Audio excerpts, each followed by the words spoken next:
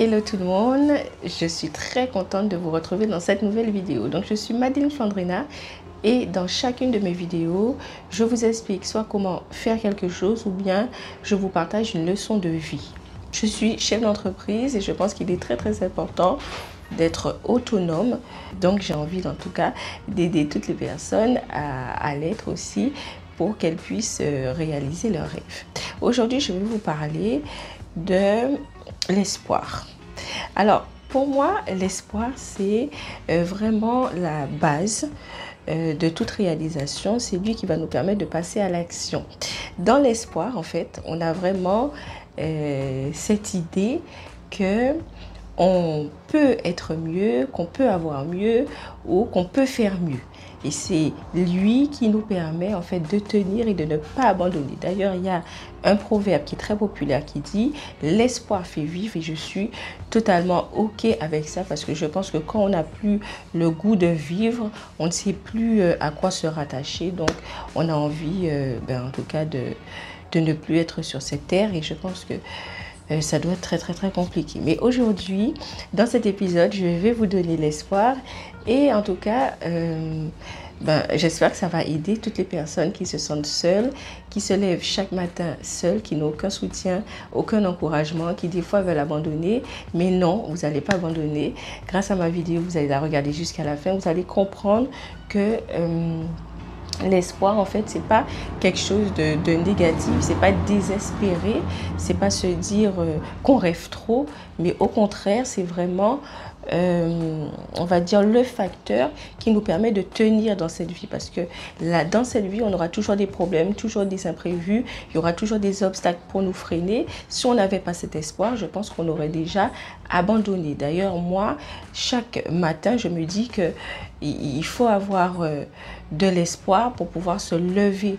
Rien que sortir du lit très tôt à 5 h du matin, aller faire son sport, prendre un petit déjeuner sain, aller travailler, faire à manger, récupérer ses enfants. Si on n'a pas d'espoir que demain les choses iront mieux, on lâche vraiment.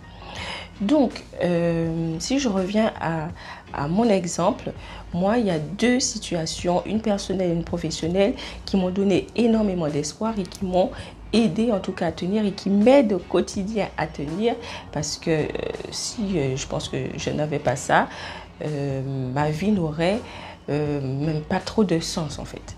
Parce qu'il faut savoir aussi que l'espoir donne un sens à sa vie, nous donne une direction, un objectif. Lorsqu'on n'a pas d'espoir, ça veut dire qu'on croit en rien. Et le début de tout, je crois, c'est nos pensées, nos croyances. Alors vraiment, il faut vraiment avoir pour moi de l'espoir. Alors, première situation qui m'a aidée, c'est le fait que j'ai créé mon entreprise. Je parle beaucoup de l'entrepreneuriat, mais c'est vraiment en fait une aventure qui me permet de me challenger au quotidien. Par contre, l'entrepreneuriat, donc c'est vraiment les montagnes russes. Donc quand tout va bien, on n'a pas trop d'efforts à faire, hein, si ce n'est que encaisser, répondre aux clients, voilà, surfer sur la vague, on se sent très bien. Mais lorsque la conjoncture est plus difficile, donc là, les ventes baissent, les charges augmentent, les dettes peuvent s'accumuler et donc là, il faut avoir un autre état d'esprit. Je dis que créer une entreprise, ça me permet d'avoir de l'espoir au quotidien parce que quand tu crées une entreprise, tu as toujours l'espoir que ton entreprise grossisse de plus en plus et puis se pérennise. Quand tu crées une entreprise, tu ne veux pas que ça se termine le lendemain, du jour au lendemain. Donc le fait d'avoir l'espoir que ça va durer des années, c'est vraiment challengeant et ça te permet de tenir quand ça ne va pas. En fait, je me dis vraiment que quand les choses ne vont pas bien, c'est juste une phase, un épisode et que les choses vont s'améliorer.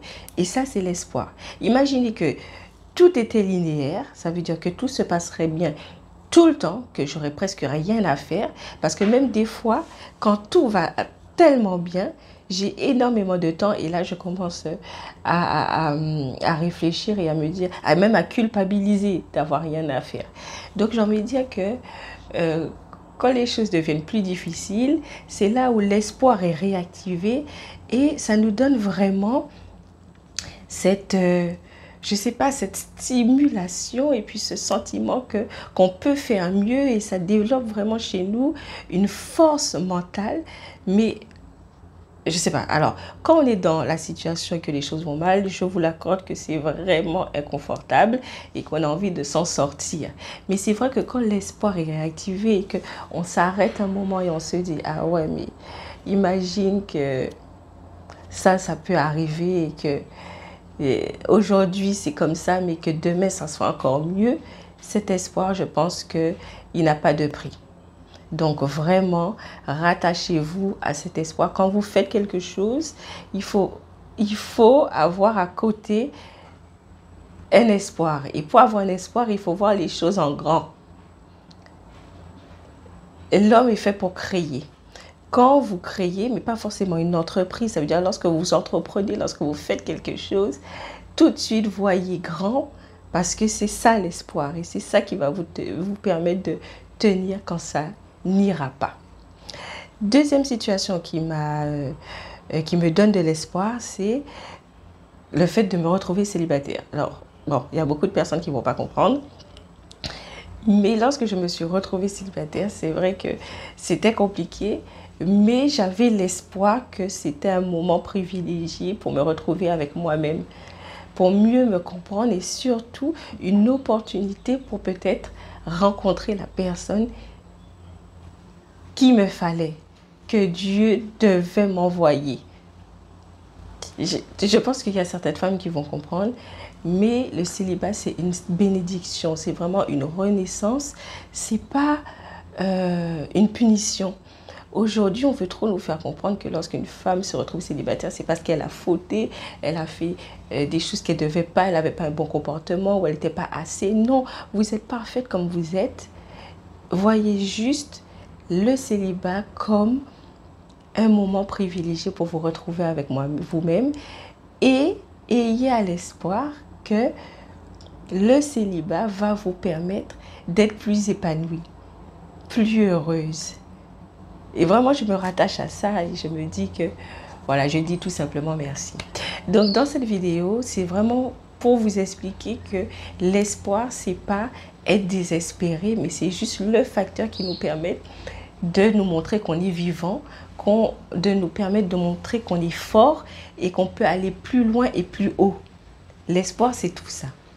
Pour moi, une vie sans espoir, c'est une vie vide de sens.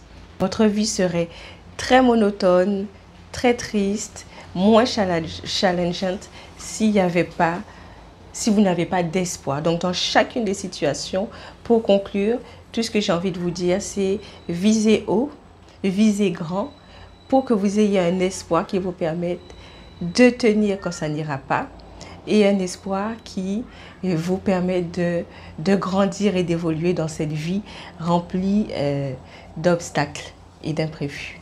Je vous fais des bisous et je vous dis à très vite dans un nouvel épisode.